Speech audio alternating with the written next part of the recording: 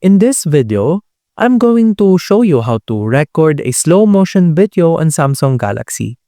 Samsung Galaxy actually offers a wide range of video type that users can explore. This includes slow motion videos.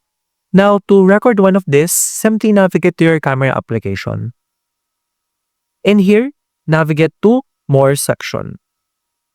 After navigating to More section, this will provide you various options that you can use for your video type. Simply select slow motion. When you click slow motion, click the red button on the bottom part of the screen.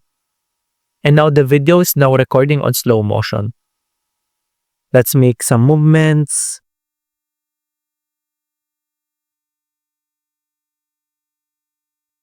As you can see, the video is now on slow motion as it is moving slow.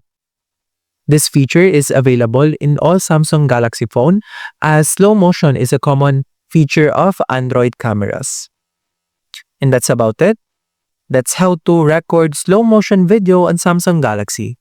If you have any questions, please let me know down in the comments below and I'll do my best to help you out.